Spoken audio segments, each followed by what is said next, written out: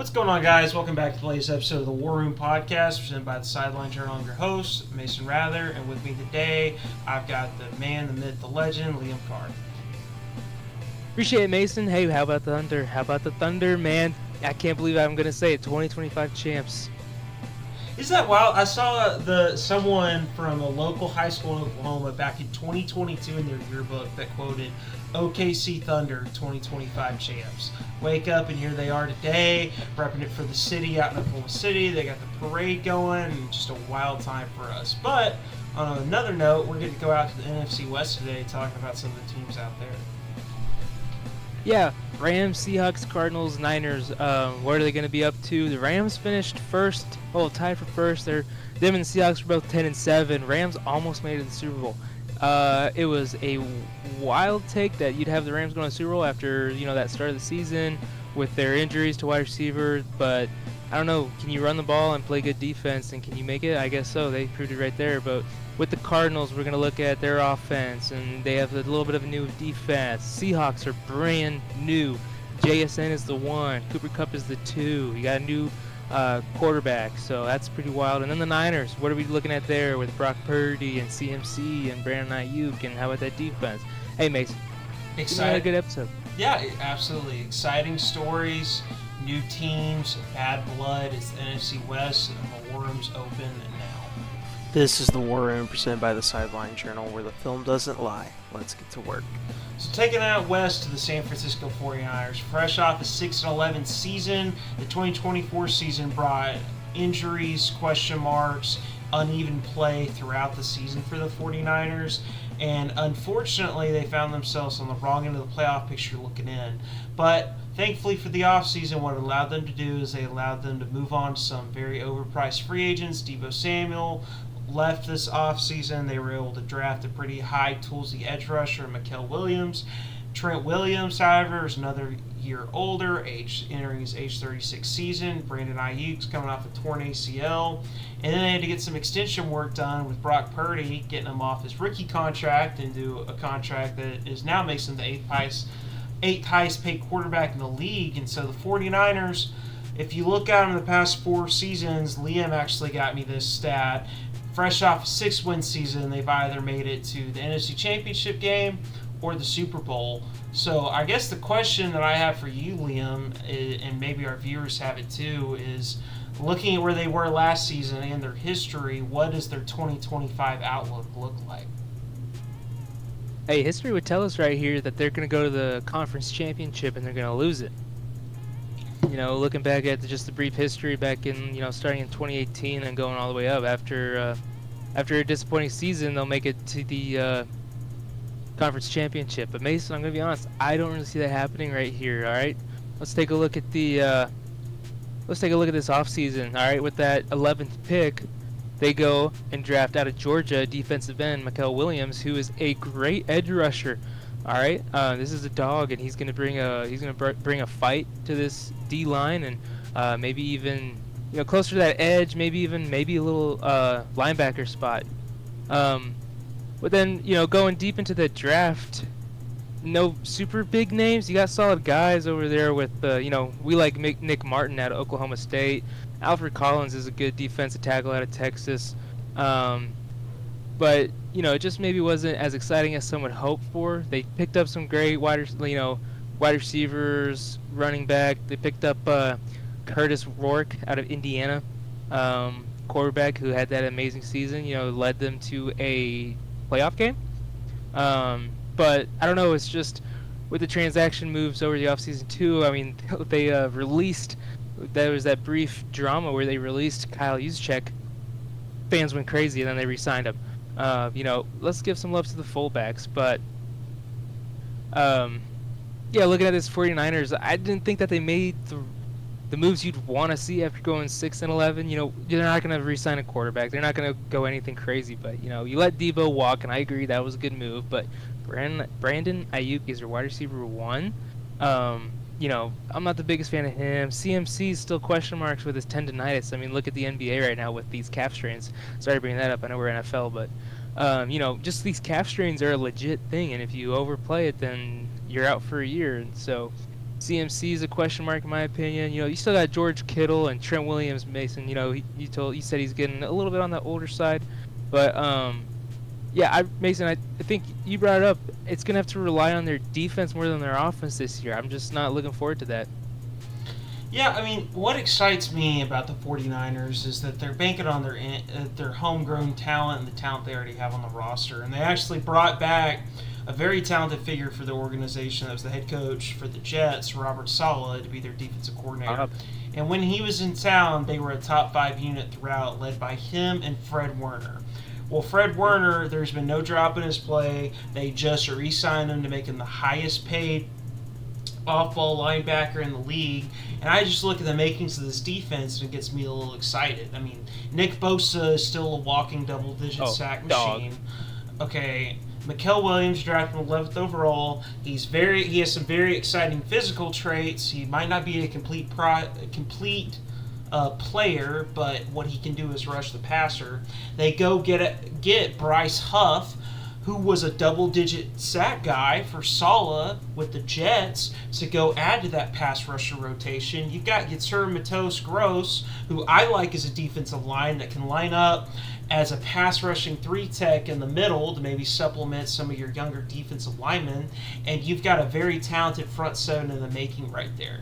And the unsung hero of their defense that has played at a quiet all-pro level that I think is due to break out to finally make that all-pro team is Demondre Lenore, starting out at corner there for them. So, I mean, their defense top to bottom is built to contend, it's built to succeed, and the way that Kyle Shanahan likes to run his offense of running the football, protecting Brock Purdy, letting him play point guard, and if they can play a top 5 defense, I truthfully see them having that resurgent kind of season. But I got some. Yeah, you go ahead. I got some stats for you before I ask you a question, or if you still got some stuff. But hey, passing, you said Brock Purdy at point guard. I think that's fair to say. Last year, the San Francisco 49ers in the NFL ranked 4th in passing yards, all right? So it was Ravens, Lions, Bucks, San Francisco. I think that's a little wild. And then with rushing, San Francisco was 8th in the NFL. Arizona actually beat them. And then yards per play. San Francisco ranked 4th in yards per play, which I think that's a good stat. How much are they averaging? If you're above 3, if you're above like 3.5, the NFL likes to play 3 downs. I'm talking about high school. So averaging 4 yards. Yeah, San Francisco is averaging more than 4 yards a play, which is what you want. So their offense shows pretty decent, but then hey, let's go to this defense. You were just talking great about the defense. Well, Mason, this is a controversial show, right? Yards given up. San Francisco ranks 25th. So that's still pretty good. And then takeaways, though. Takeaways, they did not help out the offense with stopping them. They ranked 25th in takeaways, which is not good. I want to say it was something like they only had like 12. So, there's just some stats for you if you were interested in the 2024 year. But Mason, if you want to keep on going, hey, let me ask you this. They've been to the Super Bowl twice in recent memory. Is that Super Bowl window closing? Where are we at? Is it just wide open as ever? What are we looking at? Yeah, so I think you touched on a good point about the 2024 defense and the stats. It's what let their season down, is that they were a bottom 10 defense in yards given up and takeaways forced. However, I think a lot of it's attributed to injuries up front and how bad their defense coordinator was. Nick Sorensen had only ever been a special teams coordinator in the league. He was a 49ers lifer, had been there for a long time as an assistant, and they promoted him to defensive coordinator, and it just did not have the results that Kyle Shanahan or anybody expected. And that's why I just expect a return to form with Robert Saleh back in town. But to answer your actual question about their Super Bowl window, I look at it as the same with my Dallas Cowboys back in 2023. The talent on their roster was never going to be as great as it was that season. For me to be as excited about their team, I don't think that it's going to happen if it couldn't happen in 2023. That was the most talented your team was going to be. Now you've paid Brandon Ayuk $30 million. You have CMC another year older on a massive contract. You have Brock Purdy now on a massive contract. Trent Williams is now 36 on a massive contract.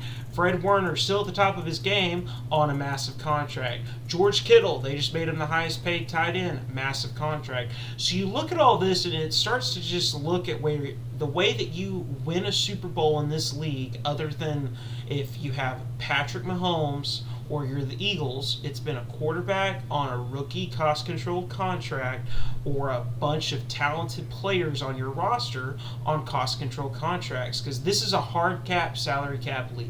This isn't the NBA where you can pay the luxury tax or the first apron or the second apron. In the NFL, that's what makes it the best league, is because there's parity and it's forced through a salary cap.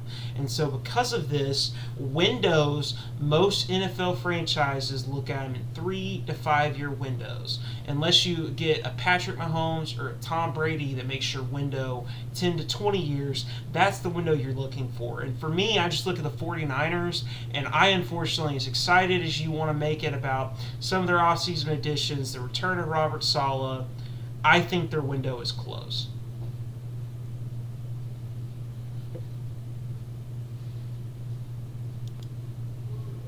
Hey, that's an interesting point to bring up about it. Are you saying that it's more the money's the issue than the talent? I think that they aren't going to be as talented as some of the other teams because of how much money they've had to invest in the talented players on their roster.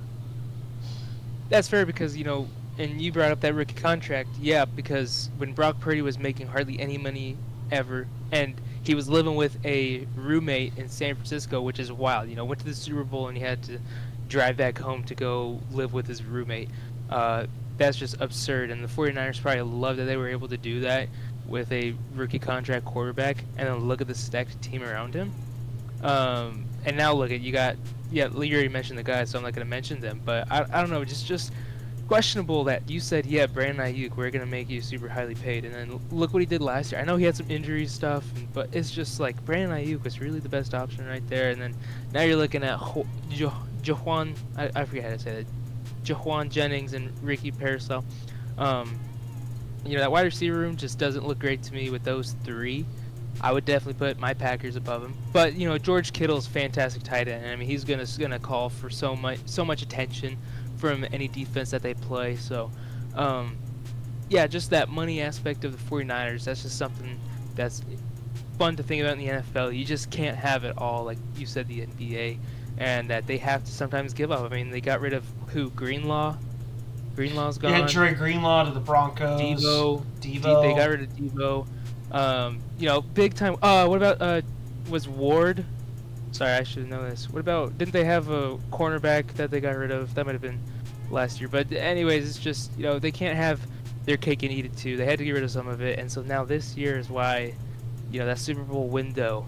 It's just, I don't have the Niners making that 100% playoffs. I don't think so either. I think there's better teams in this division, so man, I'm gonna say Niners fans, I'm not looking forward to this season. See, I'm gonna have to disagree with you here. I know I'm the one seeing the windows closed. For me, I still think that they win this division. I still see them having a double-digit win season and making the playoffs. I just don't see Super Bowl because yes, they lost Charvarius Ward free agency to the Colts. The Colts spent big on him. I'm going to disagree with you. Jaquan Jennings quietly had 880 yards as the number one wide receiver for the 49ers. You slot him back into being the third receiving option behind George Kittle and Brandon Ayuk. I think that he's actually a high-quality number 2 wideout. I think that where you can always see with Kyle Shanahan teams, because it's just the way that he coaches, the way that he operates, is the O-line is a makeshift Band-Aid on a very talented offense. Outside of Trent Williams, there's nobody on this line that you're going to recognize or that's going to be... You got rid of Aaron Banks? That's going to be top 15 at their position. They got rid of Jalen Moore, who's now going to be with the Chiefs too. Ben Bartch, Jake Brindle, Dominic Pooney, Colton McKivitz. Colton McKivitz is going into year 7 and has started a total of 20 games in the league. But, Kyle Shanahan does this because he believes that he can scheme checks and hot alerts and all of his passing progressions to overcome a poor offensive line scheme. So, I mean, say all that to say, the 49ers, I just don't think. I think that the holes are going to overcome the sum of the parts, and it's going to prevent them from making the Super Bowl. But they're still a talented team, and I still think that they make the playoffs. It's an interesting take there. It just might be my bias coming out with what they've done to us, the Packers, in recent playoff years. But yeah, I can see it. Kyle Shanahan, he's done great with the Niners and some of the squads he's been around, and that defense is just something the Niners always have, and that run game also. And CMC's, we talked last week. The Philadelphia, as long as Saquon is good, they're going to be good. The Niners are similar with CMC. Look what they did at the beginning of the season when he wasn't in. I mean, Jordan Mason came in, and he had a fantastic week 1, and then they just kind of filled it in with everybody else. But, CMC's in.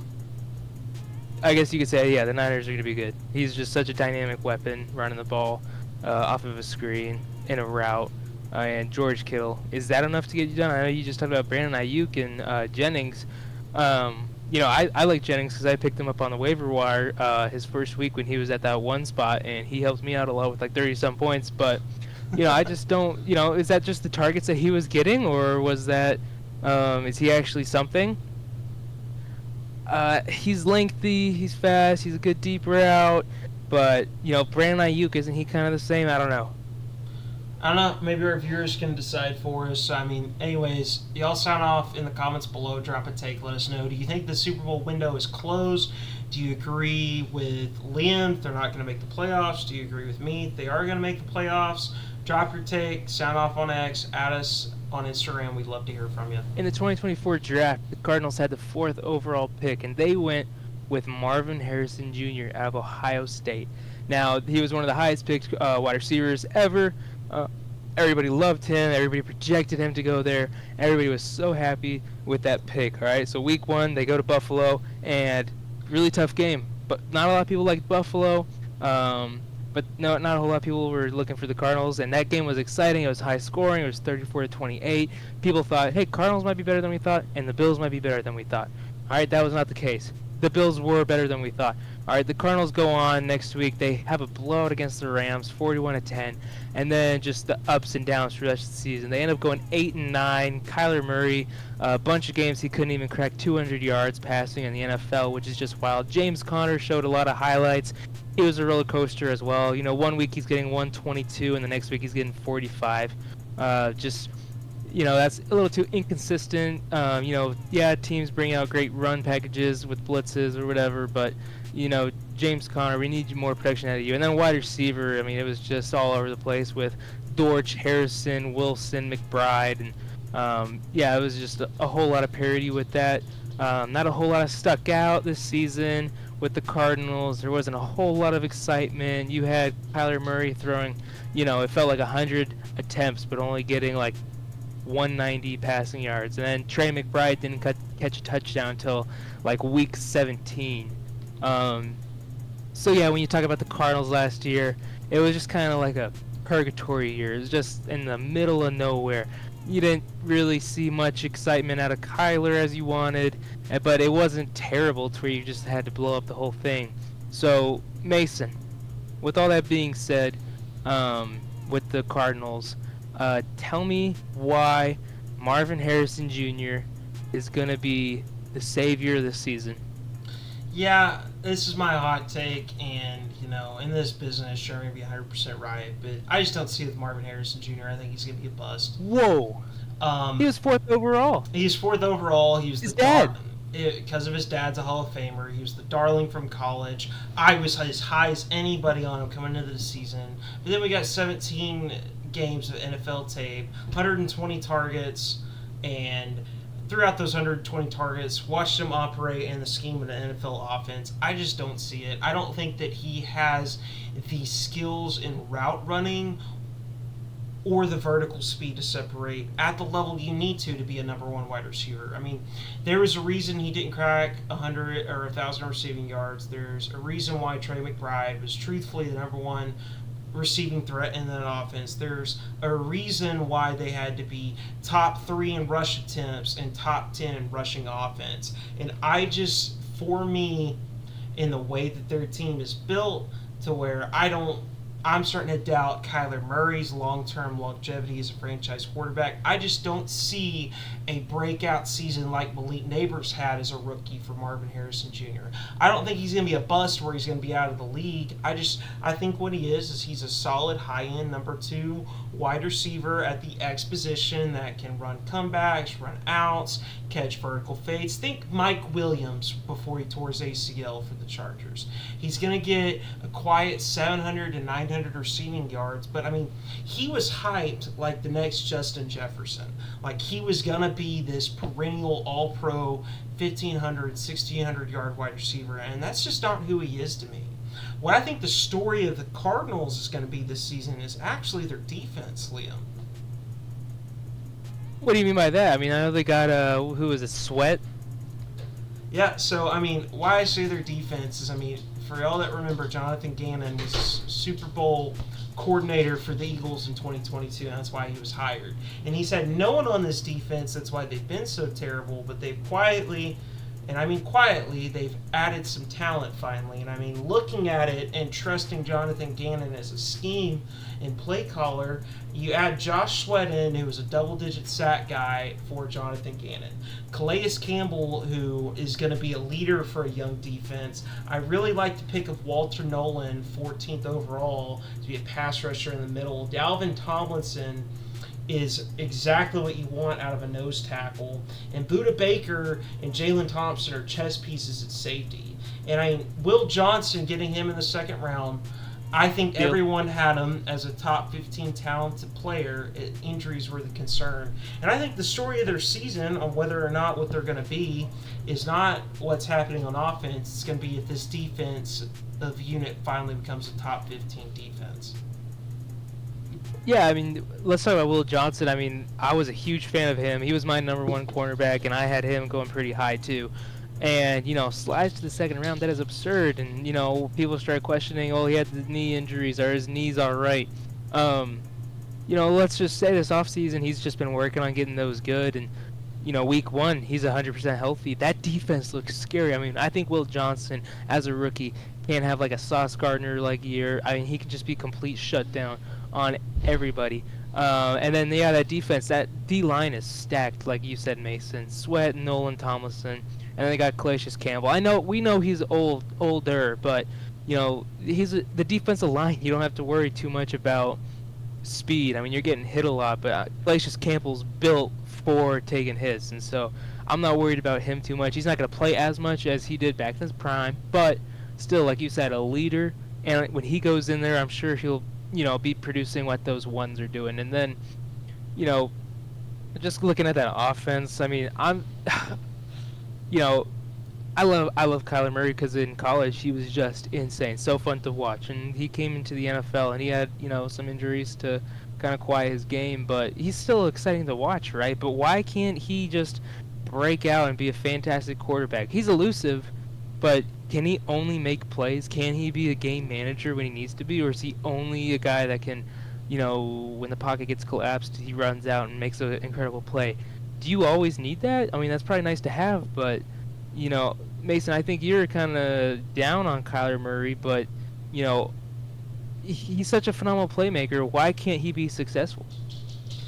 I think, for me, with Kyler Murray, I think he's symptomatic of not being able to process NFL defense at the level that you need to. I think that he suffered from playing under Cliff Kingsbury as his head coach. I think Cliff Kingsbury is dynamite solely as a play caller, and I think he realizes that, which is why he's probably not going to leave the Commanders for a long time.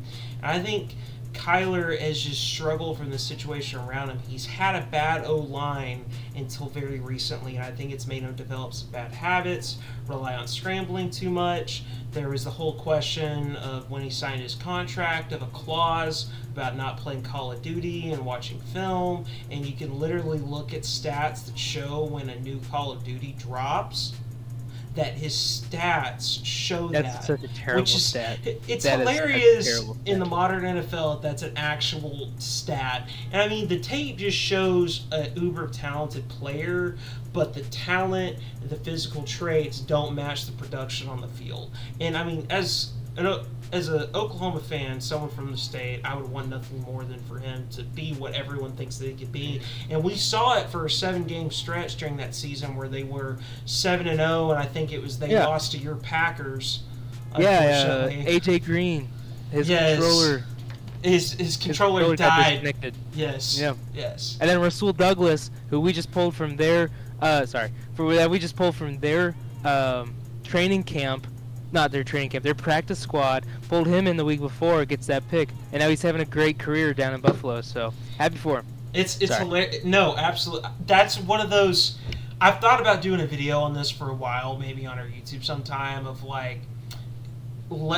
legacy defining moments. Like, I look at that game as a turning point for the Packers in general in the Jordan Love era, and I look at it as a turning point for the Kyler Murray and Cardinals era. Because, I mean, that moment in that game is kind of wild when you look at it, but I think Kyler Murray as a quarterback in this league, I think this is definitely a do-or-die season for him, and I think a lot of stuff's riding on him. Because, I mean, I feel like they've removed a lot of excuses for him. I think he's going to finally have a top 15 unit on defense.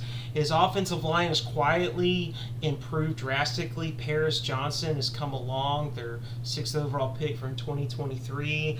I like Hjalte Froholt at center, and Jonah Williams has always been a technician at right tackle. And he's got pass catchers around him. James Conner's a solid back. And, I mean, overall looking at it, Kyler Murray has got to get back to the form of where he's smart with the football, he's decisive, he doesn't make as much interceptions, and he leads the team as a franchise quarterback. And I think that's the question for Cardinals fans is, does this team ascend, or is it the same 7-10, 8-9 type of roster? Look, I mean, I'm going to say, look at who Kyler Murray's throwing it to. His number one option is Trey McBride. All right, I'm going to say that. His tight end is his number one option. You don't say that a whole lot. Mason, where would you rank this wide receiver room in the NFC West? Let's just rank them NFC West only. 1, 2, 3, or 4. And for the viewers, let's say who they are, all right? Their number 1 is Marvin Harrison Jr., a slot who was picked 4th, who is honestly, Mason said he's not good enough. I think he was overvalued. That's why he's so depressing to look at when you look at his stats, and Cardinals fans are probably a little bummed out. Then you go Michael Wilson, and then Craig Dortch. All right? Mason, did I give you enough time to think about where you might rank this wide receiver room in the NFC West? You did. I also have Zay Jones as a solid outside wide receiver. Marvin Harrison Jr. is a solid outside wide receiver. So is Trey McBride. I would comfortably put them at 3rd. We'll have to see who you put below them. I mean, teaser here. The Seahawks are at 4. That is wild. That is wild. Come on, I mean, it's Marvin Harrison, Michael Wilson, Greg Dortch, Zay Jones. I mean, I feel like they have the Packers problem, but worse, honestly. I like to say my Packers have a problem with picking a 5'10" wide receiver who's shifty, has great hands, and can play a great slot. They have a problem worse than us, because at least we have, we just signed McCole Hardman. We got the guy at TCU. I don't know how to say his name. And then our one, Christian Watson, but he's out. But Rome is actually like 6'2", so, but these guys are all, I feel like Marvin Harrison, Michael Wilson, Greg Dortch, Zay Jones, they're all like 2s on every other team, and they can all play slot, and they're all deep vertical threats. You don't have the 6-foot muscle guy to help you out on a contested throw, like an AJ Brown. Yeah, they do. They do. Who? Marvin Harrison Jr. and Zay Jones are both 6'3 plus and outside wideouts. I think that's their problem. I don't think that they have a shifty, deep vertical slot guy. I think Trey McBride is that special of a player that he fills it for him. I mean, I don't know. I'm probably too high on him. Maybe I'm just trying to be sympathetic for Cardinals fans, trying to give them something to root for. You're probably right. I mean, who knows? I mean, I got them ranked 4. This wide receiver room, I don't think it's good for Kyler Murray to be throwing it to them, so that's where I'm going to say that, they might have another struggle year. Well, there y'all have it. So y'all drop it your take down below. Do you agree or disagree with either myself or Liam about the Cardinals' receiving threats? Do you think Marvin Harrison Jr. is gonna, be their savior, or is he a bust? Sound off on X. Drop your take below. We'd love to hear from you. So taking on over the Los Angeles Rams, the 2024 season for them started with the Aaron Donald retirement, and they looked at the draft, and it was one thing they had to do: replace the void that the best defensive player to ever play left. And I think they did it the best job they could. Drafting Jared Verse and Braden Fisk, two really super uber young, talented defensive linemen that made a force on their defense, and it carried over into the season. I mean, honestly, it was a crazy season, almost a roller coaster for Rams fans. I mean, they started the season off 1-4. Cooper Kupp and Puka Nacua missed time with injury. You didn't know if this was going to be the final season of Matthew Stafford, if the cracks were showing. They didn't wow anybody statistically, but they played a solid brand of defense. Matthew Stafford played quarterback like he's capable of, a top 10 QB season. They finished 10-7. They embarrassed the Vikings in the wild card round, and they gave the Super Bowl champs everything they could handle in the divisional round. And they followed that up in the offseason, continuing to build through their foundation. Cooper Kupp departs in free agency. They replace him with an exciting addition in Devontae Adams. They draft some young pieces. They extend Matthew Stafford, because there was some rumors they were going to trade him or get rid of him, but they decided to extend him. And now you look ahead to this season, and you look at maybe what is this offense going to look like with the additions that they've made, Liam? Yeah, I mean, new offense in my opinion. The Rams fell in love with Cooper Kupp like 4 years ago when they still had Robert Woods. He was just the second guy in the slot, and he had just a monster year. And then every year after that, you just knew Cooper Kupp was always going to be reliable, and he was. So first year without him and Aaron Donald, what are you going to do? Well, they go out and they signed Devontae Adams, all right? A little bit maybe on the older side, so was Cooper Kupp. Devontae Adams didn't have as great of a year, going from the Raiders to the Jets. Cooper Kupp was battling injuries. I don't know. So, in my opinion, this was a fantastic replacement for them. Devontae Adams, he doesn't have the amazing speed that you'd want, out of everybody. It's never really been the highlight of him. It's his release.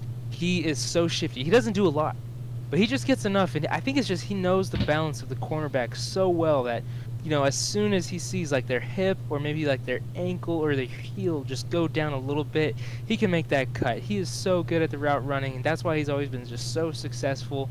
And then he just does have that speed just to get by you, and he's a fantastic addition, I think, right here. Would you want to replace Cooper Kupp with a younger guy? Yeah, but who?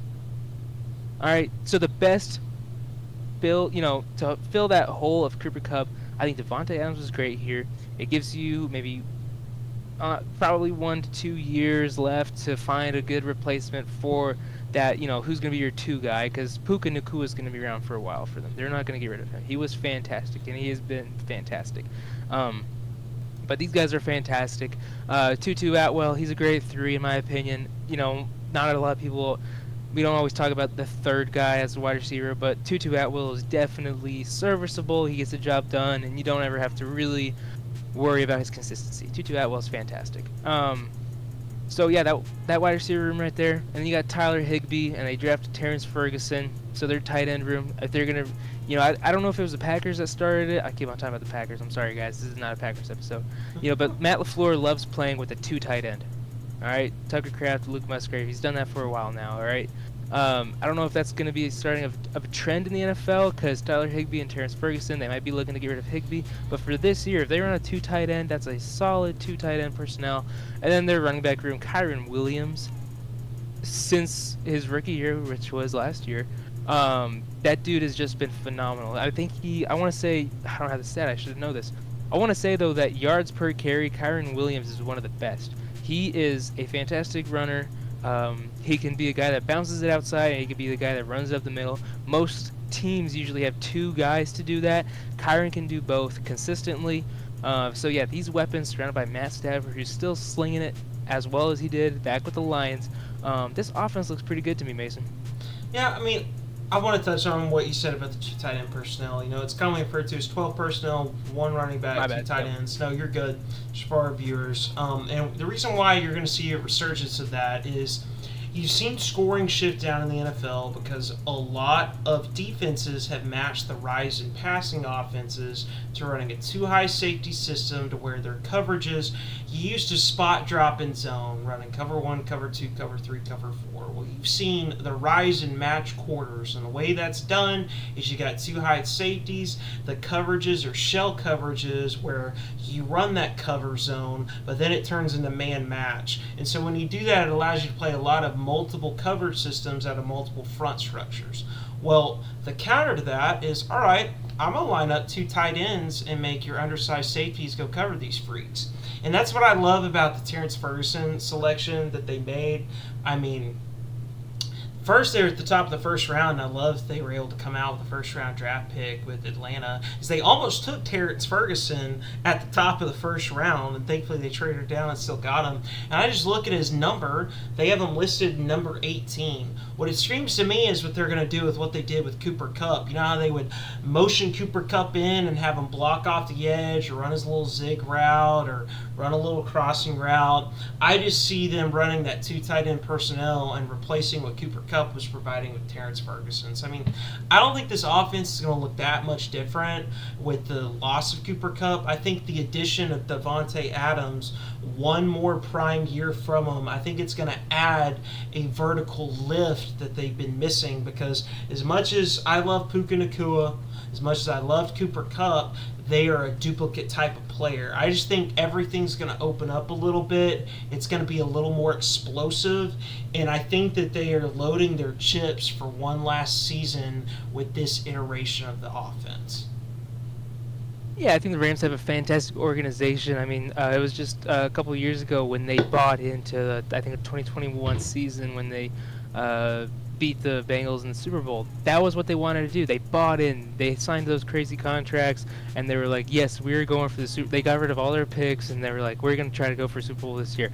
And they did it. And I think that's a fantastic move. Sometimes you just got to say that when that window is looking slim.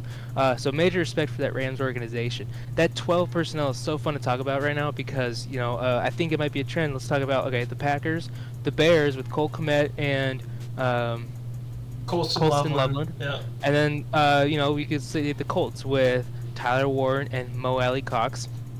So so then the Vikings, everyone's talking about Josh Oliver, that signing, that starts to make more sense because they've got TJ Hawkinson.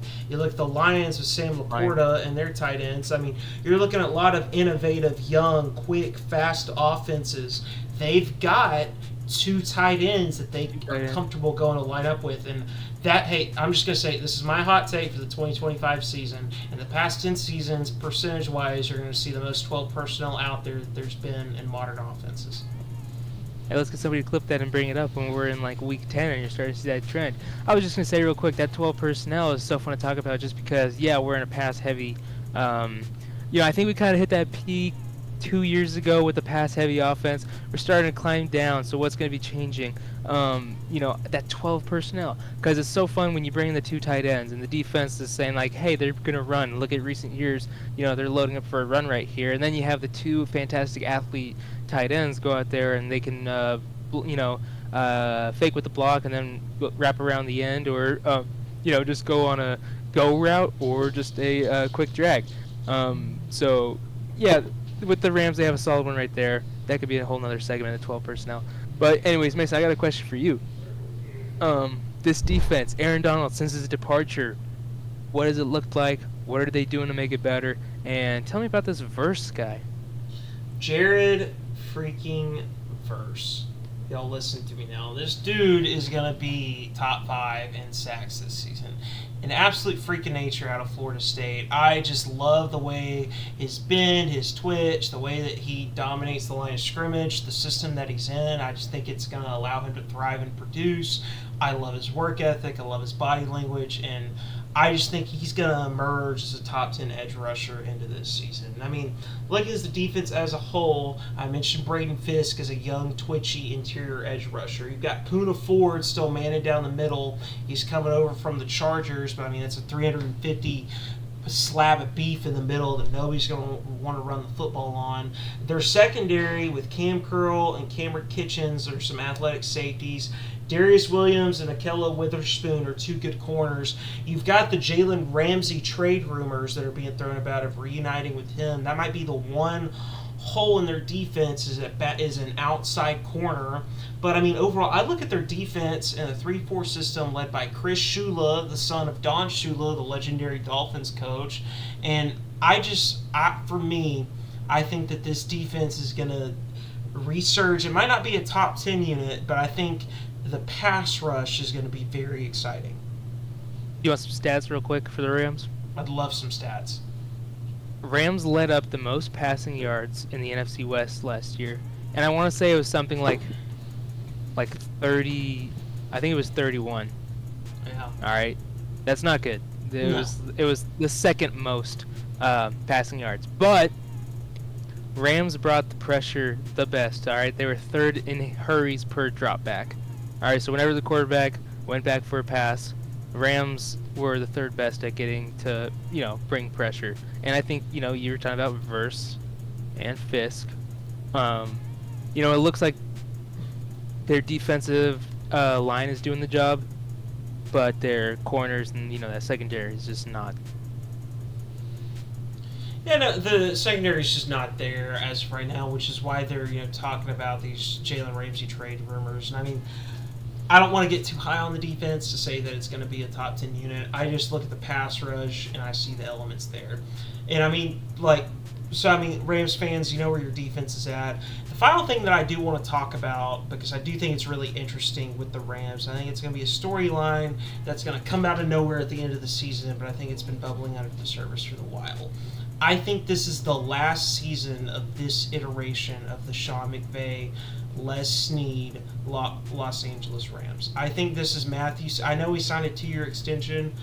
I think it's Matthew Stafford's last season playing quarterback. I think it's the last season of a lot of the mainstays on this offense. And with how loaded the 2026 quarterback class is, I think that they are a prime candidate to mortgage some of their future, which is why they got so much draft capital trading in this draft class for next draft class, and I think they go get their quarterback of the future next offseason. So I know I'm rambling a little bit, but let me break this down for the Rams fans. You've done a young rebuild on your defense. It's emerging and ascending. Your offense is aging, but still towards its peak to where you can go contend. I think after this season of contention, next season, you're going to see a new, young, shiny quarterback and new, young playmakers on offense. Mason, that's a good point. I think, you're talking about that young talent and the draft capital and getting ready for next year. I think this is, I gave a shout out to the Rams organization earlier. Just give a shout out to them. Is this a plan that they had back in 2019, 2020 that, hey, our Super Bowl window is here. Let's take advantage of it. They go out there, sign a bunch of people, they get it. All right, probably the most equal trade in the NFL history. All right, they got Matthew Stafford, who needed out of Detroit to go win a Super Bowl because he's that good, and the Lions were able to get their rebuild stuff that they needed to be as successful as today. So the Rams, then, they knew that they were going to bite the bullet after the Super Bowl. They got it, they won, but it's going to be tough with their lack of draft capital right after the Super Bowl because they traded it all away. And those high-paying contracts. The guys are starting to retire. They had was it Whitworth? Who was their offensive line? And then they had and then Aaron Donald left too. So those guys are out. Your contracts, you still got Matthew Stafford on, and I guess they got some more. But anyways, that from that Super Bowl high, they're starting to get to that low, and they brought in a bunch of draft capital again now. And you're about to have a whole lot of cap space. These Rams that organization's solid. They know what they're doing. They're going to get back up there in no time. They're still up there. I mean, Mason, you said they're a contending team. I believe that. They were just in the Super Bowl last year. They were playing the Super Bowl champs, the eventual Super Bowl champs. They played them really well in a snowy game after they struggled with them with Saquon. Really, it was just this is another defining moment. We can see about it this year. When Saquon broke off that run in the snow game, was that the defeating point for the Rams? What if they won? What if, how are they going to come back from this loss? The Rams were one Saquon run away from maybe making the Super Bowl, and they might be back there again. I think that's the jump off point for our viewers right there. Is the Rams have had this long-term vision of a plan. They're built to contend now and later. They might have one eye towards the future, and I think it's exciting to be a Rams fan. So drop your take down below. Where do you see the Rams finishing? Do you think this is Matthew Stafford's last season? Drop a comment, sound off on X. We'd love to hear from you. Seahawks fans, 2024, pretty good season. I think it was a positive experience. Going 10-7, tied with the Rams for the first place in the division. You lost to the Rams. You just lost the tiebreaker, so then you get put in second. Rams make it, you don't. Finished second, still a positive season. Looked pretty good. Gino, they wrote me off. I didn't write back. Smith, he had a little ups and down year, but still pretty. It was solid enough to get you by. He's not your long-term quarterback. He's getting you by this transition period between Russell Wilson and the next big thing. Drew Lock is not going to be the guy that you are looking for. This is just a transition period. And Geno Smith came in. He did the right thing. Led y'all to a great season. Off to the Raiders now. But let's go back to the season. You started off 3-0, feeling pretty good. You go to Detroit and just get blown out. After that, you go 3 straight losses. So you're 3-3, and they pretty much go about even the rest of the year. They have a little nice 4-win streak with San Francisco, Arizona, the Jets, and back to Arizona. And they lose to the Packers and Vikings. And then, Kenneth Walker and Zach Charbonnet looking pretty good. A nice 2-headed dragon right there. Each go bouncing back and forth with most rushing yards per week. And then at the end, this is the most exciting part. That defense is good, and we'll talk about that later. But towards the end of that season, you saw Jackson Smith and the Jigba for 1, 2, 3, 4, 5, 6, 7, 8 straight weeks be your leading receiver. He's got some great potential. He's got pretty good overall everywhere. And, you just got to love him. But what happened? Who left? Where are we going this season? No DK, no Tyler, no Gino, no Pete. Brand new Seahawks everywhere. Looking at the season, what are we looking for? Is it going to be positive or are we going to go negative? Mason, I got a question for you. Sam Darnold is now leading the reins of the Seahawks, all right? He's going to be leading the 12 men. Why is Sam Darnold going to lead the Seahawks to a 14-3 season like he did the Vikings? It's just not going to happen. My deal with Sam Darnold is everyone's trying to convince you he's a bottom 5 quarterback. Everyone's trying to convince you that he's a top 10 starting quarterback. I'm just lukewarm on him. I think that I'm right now doing a series of ranking all 32 quarterbacks in the NFL. And right now, I'm teasing it for the viewers that like to watch the short form content. I have him ranked as the 21st starting quarterback in the NFL because his history in a bad environment. He threw 45 touchdowns and 39 interceptions and had a 13-25 starting record. His history in a good environment with the Vikings: 14-3, 36 touchdowns and 10 interceptions. You average that out, and that places him about a league average starting quarterback. So we've seen both extremes. Now I think we're meeting in the middle with the Seahawks. What the reasons for optimism with the Seahawks is he's reuniting with Clint Kubiak. Clint Kubiak was his passing game coordinator in 2023 with the 49ers.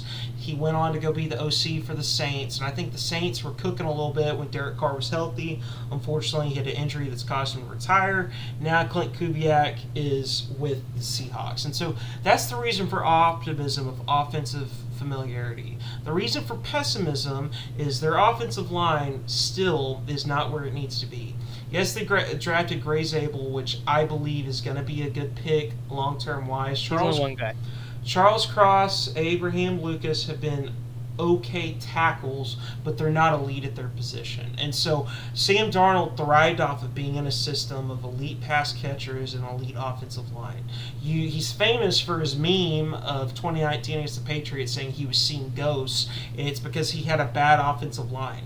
So I just see for me with the Seahawks, Sam Darnold not living up to maybe his expectations, having more turnover-worthy plays, not being as explosive or decisive, and I just don't see a 14-3 season for the Seahawks, Liam. Man, Sam Darnold, I'm a fan of those. I'm a sucker for the comeback stories. You know, look at Geno. Are the Seahawks trying to gamble and get 2 straight comeback quarterbacks? You know, because Geno, we didn't hear from him for a long time. If you're on the Jets, it's just hard to play anyways. And, you know, he's kind of just a backup for a while. Comes to the Seahawks, gets a chance, and lights it up. Has the famous quote, "They wrote me off, I didn't write back." You know, you just got to love that. And leads the Seahawks to some decent seasons. But, you know, Sam Darnold is a comeback story. You know, everybody wrote him off. He goes to the Vikings. And you brought it up. Is he just a sucker to the good system? You know, looking at the Vikings, in my opinion, it wasn't so much their offense last year, but Brian Flores' defense, where they blitzed the most amount of times, I feel like, out of anybody else. He was bringing these insane blitz packages. The Vikings were just so good on defense. You know, I just have a feeling when there was halftime adjustments, who were they talking about the most? Who got the most attention? Was it were people worried about adjusting for the Vikings offense, or were they worried about trying to stop Brian Flores' defense? And all those guys in it with Harrison Smith and, you know, just the other guys, Hunter. And so, you know, come to Seattle now, and you already brought up that offensive line might struggle a little bit, and it will. They've been struggling the past 2 years, the offensive line. Greg Zabel's great. He's only one guy though, and so you give Sam Darnold this okay line. Is he going to go out there see ghosts? You know, I think he has a good receiving core. Jackson Smith and the Jigba, pretty solid. I don't like him as a 1.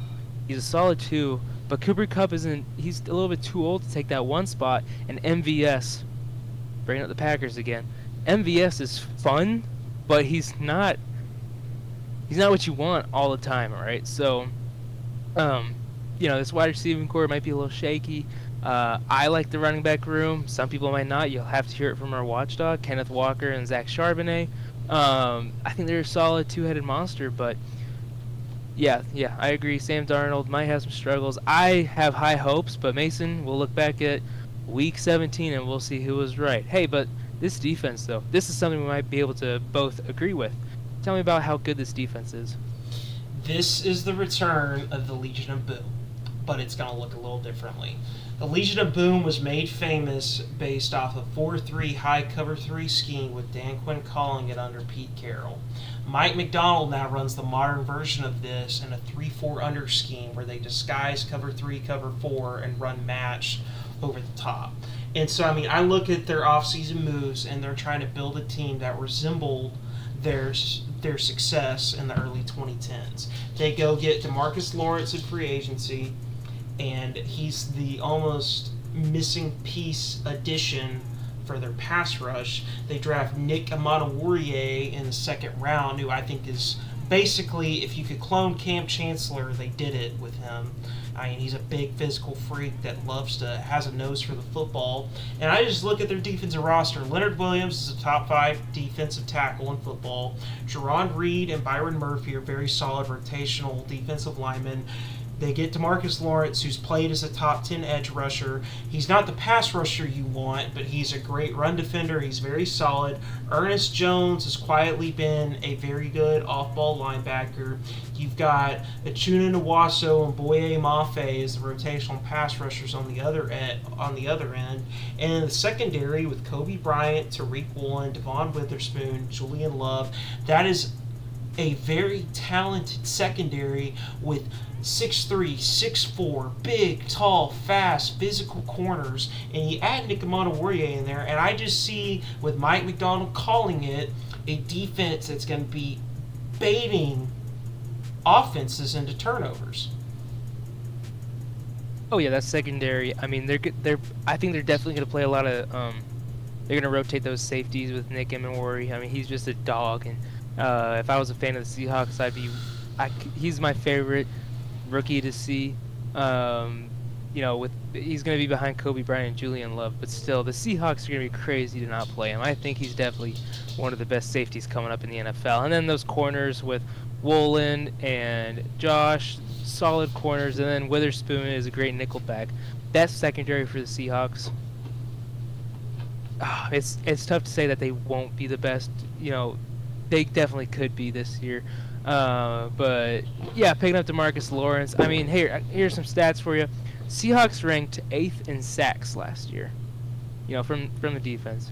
We're talking about defense here. So 8th in sacks. That's pretty good. Top 10. They put up a lot of sacks.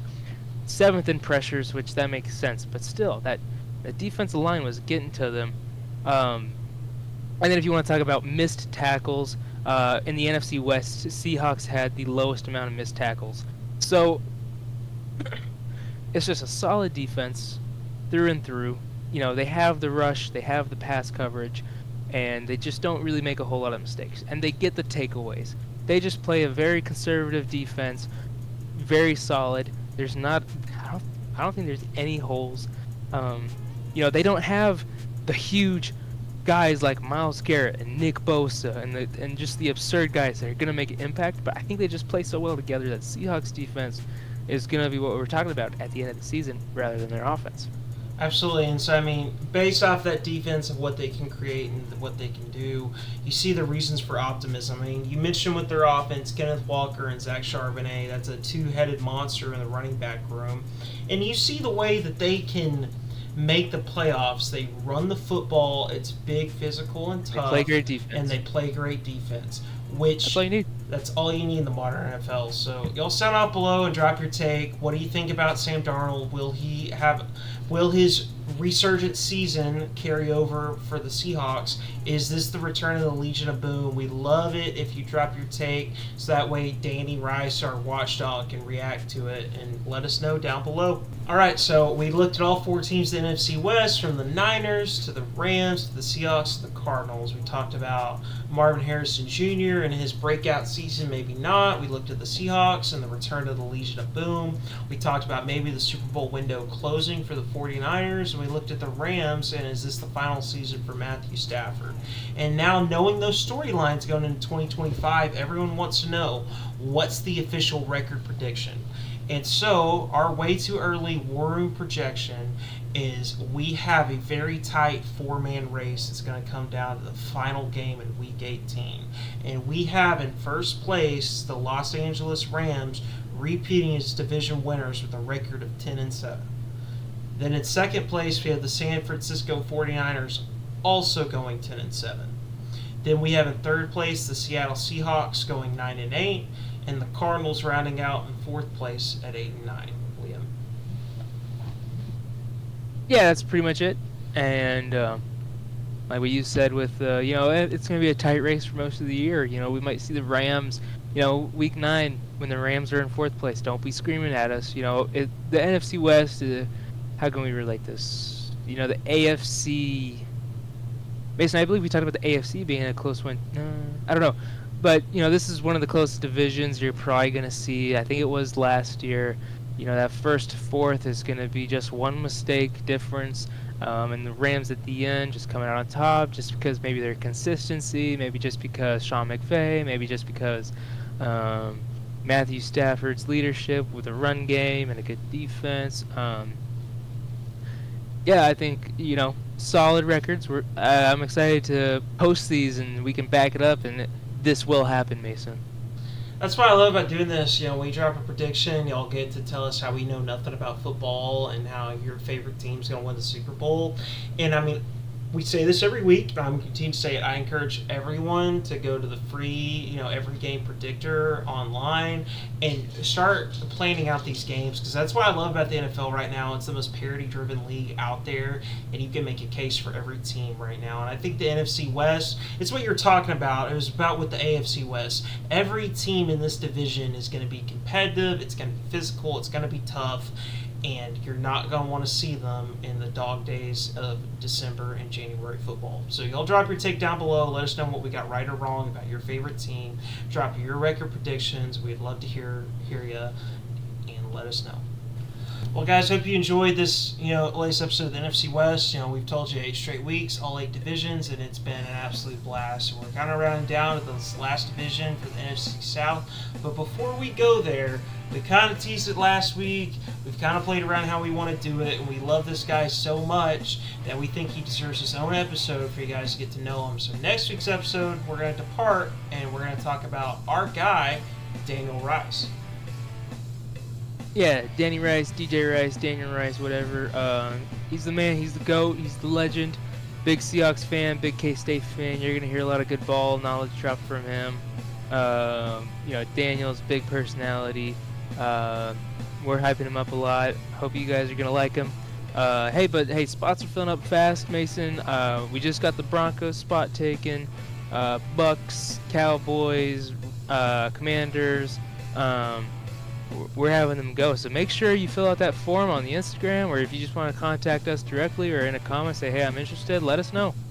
Yeah, we'd love to have you on because we're trying to build out all 32 teams for the franchise watchdog. And I mean, if you blow us away as much as Daniel Rice did, the way that we know him, we think you connect with our viewers, your spot might turn into being a full-on episode. So if you ever wanted to be a part of Sports Media Challenge, the old legacy media out there, and give you a take, this is the perfect place to do it. But anyways, we've been really enjoying this. I know me and Liam have. It's been something awesome for us to do, and we're excited for it to continue. So anyways, I guess we'll catch you in the next one.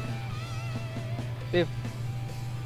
If you haven't yet, please consider joining the War Room presented by the Sideline Journal. You can tap in on all the 9 other episodes out on the podcast. We're about to wrap up the division winners, and we got some exciting guests coming up.